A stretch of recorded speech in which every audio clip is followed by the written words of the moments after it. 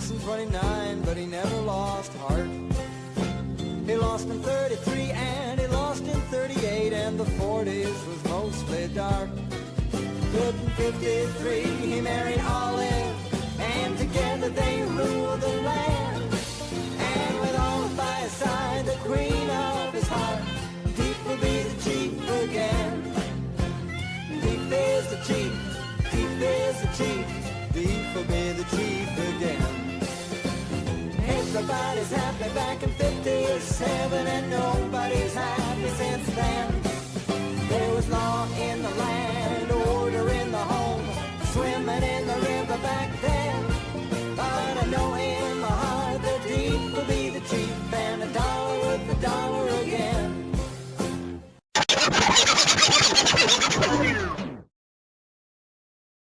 My delegation would like to submit to the Assembly a very short resolution. There are more of us than ever before, but it's always a question of quality as against quantity in this life. People want to take over your job. I'm sure there's some guys who'd like to take over you. The guys in the back are making less money than you. So and they think you're better than you, probably. So, and they probably are. Philly says, what do you guys do for training in the summertime? I said, oh, we sit around and drink beer and swim and fool around a little bit.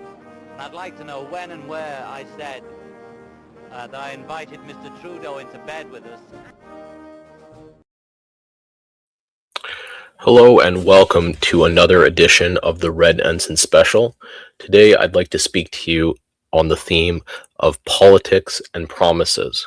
That is the relationship between the political formula offered by a prospective sovereign and the consequences once they achieve a position of sovereignty to that political formula.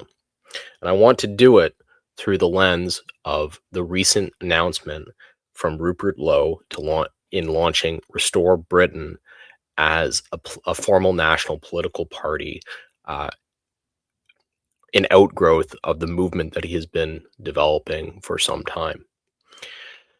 The central promise of Restore Britain is, it is millions will go. It is the restoration of the United Kingdom as a political vehicle for the benefit of the English, Welsh, Scottish, and Northern Irish peoples, to the exclusion of all others, managed in the long-term interests of that people, rather than managed in the interests of a kind of narrow neoliberal elite who govern the country from the United Kingdom. You're talking about a promise of both a fundamental change in governance and a circulation of elite, a change in the elite class which governs the United Kingdom. I want to contrast this quite dramatically with what we see in Canada right now, which is what we've termed the pivot. The pivot is a substantial reduction in mass migration put forward on pure neoliberal grounds. One which has as a related message, the explicit message that there will be no circulation of elite, that the current elite class that governs Canada will govern Canada into the future, and they will instead substitute one policy for another, but offering the same basic governing formula, a kind of combination of neoliberal managerial excellence with a sort of global view of the role of Canada in the international order. Now, there are a lot of very good reasons why the neoliberal pivot results basically in net zero migration. The two most important of these reasons is to avoid provoking a housing crisis. That is to say, if you get to a position where migration in more or less equals the decline of population due to the excess of deaths over births in the country, then you get to a situation where there where you don't create excess housing stock, and therefore you don't create a price shock in that market, and therefore you do not disturb the financial order in the country, right? The alternative here, the Restore Britain plans, the Millions Must Go plan, involves creating an excess of housing stock in the country, creating a substantial decline in the price of houses, creating a problem in the mortgage-backed securities market, because suddenly those mortgage-backed securities will not be able to, suddenly there will be people who walk away from their homes, and you will see you'll see a default problem in the mortgage-backed securities market, because the resale of those homes will, some of them will be in negative equity, and there will then be ripples across the banking system as a consequence of that. The effect of that approach is twofold. It will provoke an event which may result in the circulation of elite within the United Kingdom, or in Canada if the approach was taken here. So you're threatening the entrenched elite structure by threatening to incite a financial crisis. So that's kind of one element of it. And then the second element of it, which is maybe even more significant, is that you're by provoking a financial crisis in the country, you're creating a situation where there may be a currency crisis. In other words, the confidence of international investors to invest in the target entity will be substantially less. They'll withdraw their investments, driving the currency downward. In the case of the United Kingdom, there's a very predictable result of this. It's happened before, over relatively minor tweaks. Very famously, Liz Truss proposed a budget on a kind of shock therapy, sort of Friedmanite budget, I guess, very mild as far as those kinds of measures go.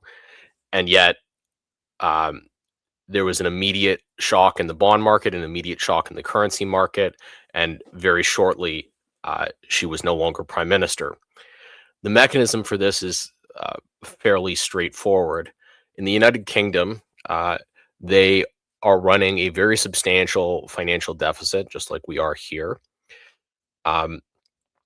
They need to be able to sell bonds on the international market in order to avoid monetizing their own debt internally, because if they monetize their own debt, they're going to create a decline in the value of the pound on the international market, which is a problem because the UK is a huge net importer of goods, produces something like 40% of its own food, which means that if you have a run on the pound, you will see immediate inflation in goods that people need in their day-to-day lives.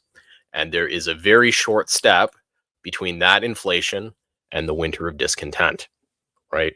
And so every politician in the United Kingdom so far, Mark Carney in Canada is operating from the same playbook, has taken the assumption that if they interrupt if they interrupt this system, not only will the existing elite be motivated to take arms against them in a contest for sovereignty within the country. In Mark Carney's case, he's a member of the elite class whose power it would disrupt.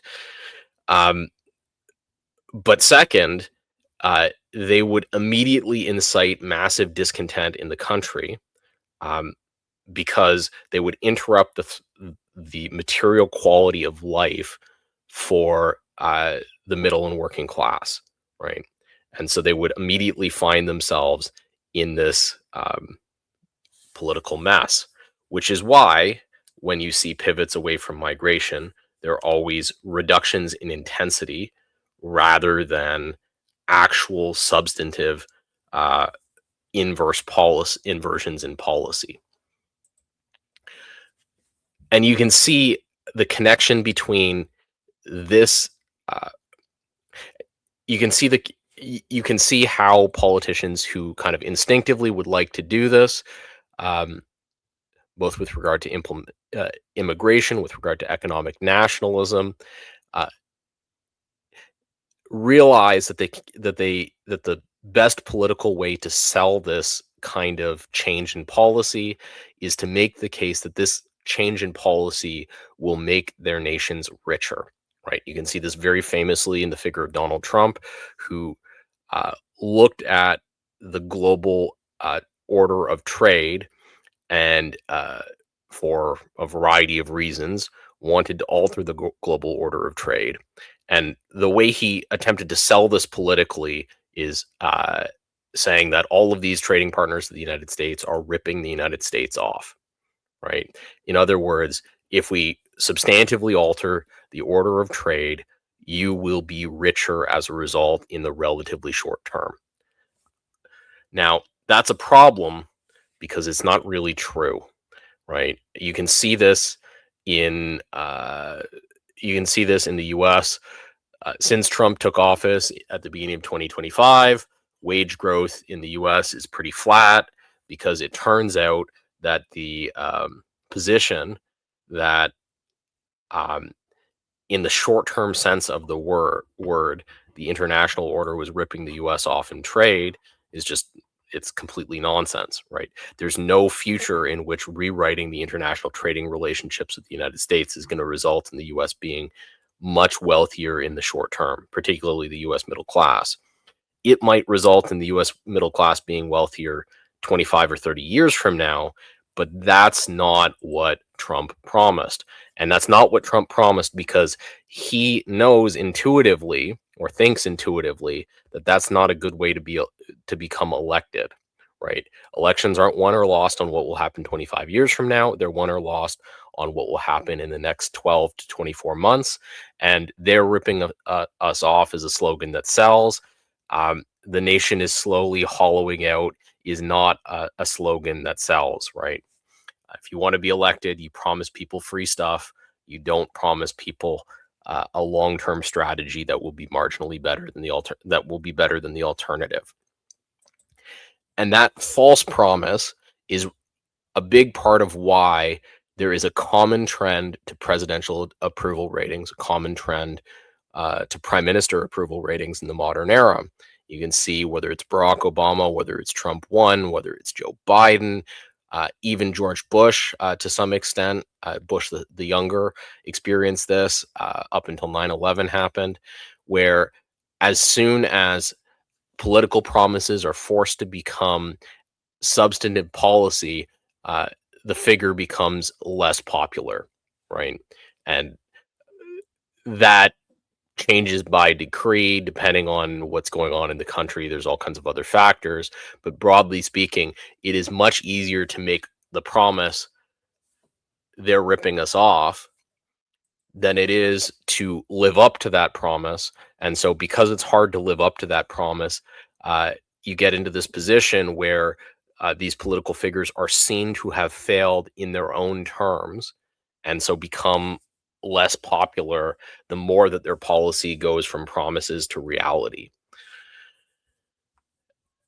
And so we're left with an interesting question. Rupert Lowe is taking a very different approach. What is the predicate of that different approach? Let's listen to Rupert in his own words for a minute here.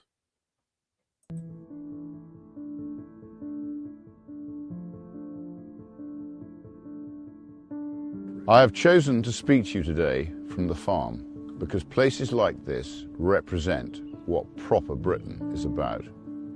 Hard work, responsibility, effort, duty, stewardship. This is the England I know, and this is the England that I love. On a farm, you don't think in election cycles or headlines or polling. You think in seasons. You think in generations, in what you leave behind to those who come after you. And that's why, here on the farm, I am now launching Restore Britain as a national political party. I'm now going to dedicate my life to finding, organising, funding, and providing hundreds of qualified candidates to present to the British people at the next general election. This process has already started, with invitations being issued to patriots in aligned political parties, Reform, the Conservatives, the SDP, Advance, and more. In local politics. So you see here an entirely different tone taken, right? Rupert is offering a different political formula to the neoliberal political formula that has been repeatedly on offer from figures as diverse as Mark Carney, Donald Trump, and Barack Obama. The promise is not that the change in policy direction will provoke a rapid restoration of the fortunes of ordinary people in the country. The promise is that you will fulfill the grim duty that has been bestowed upon you by your ancestors and leave to your children a land which is clean on which they can build a future. The promise is something similar to what Erwin Rommel famously said to his men: sweat saves blood, blood saves lives, but brain saves both, right? The assumption here is that there will be hard and difficult work in the relatively short term in order to get to a situation where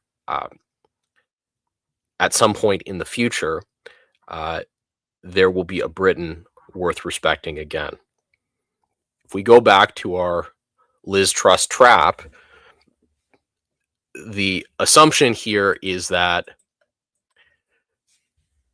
when inevitably the policies that Restore Britain proposes lead to problems in the bond market, problems with the Bank of England, Rupert Lowe intends to be in a political position where he has not promised people that their lives will become easier in the immediate term as a result of the policies that he's proposed.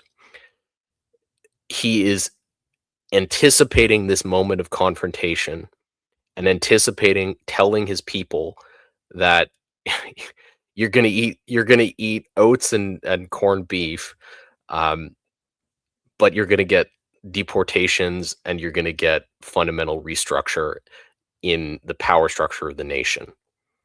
That's the political formula he's putting forward, and he's putting forward it forward explicitly in order to try to escape this trap. Now, people have short memories and people have their own interests, so it's very unclear whether this will actually work. I noted that immediately when I pointed this out on Twitter, there's an immediate response which says, we will get richer with everyone we remove, right? There is this deep and abiding delusion that there will be immediate gains realized from a change in direction here, and that there will be no pain in association with it. But the reality is the entire Western world lives like this. It underproduces and it relies on borrowing from the future and liquidating the accumulated assets of many generations in order to finance the lifestyle of the now.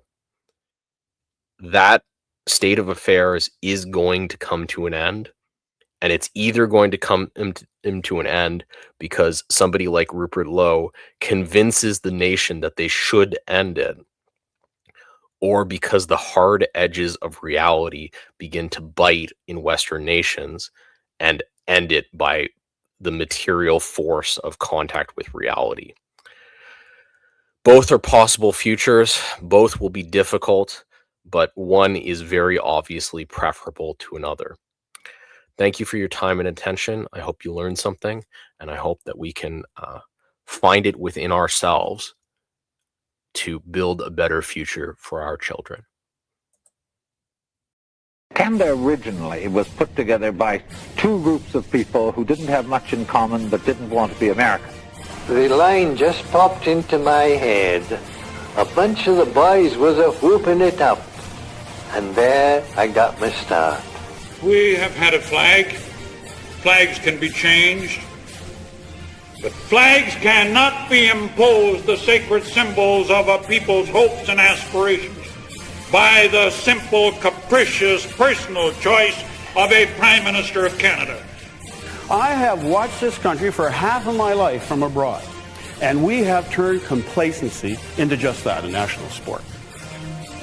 I am resolutely opposed to all innovation, all change, but I am determined to understand what's happening. I don't choose just to sit and let the juggernaut roll over me.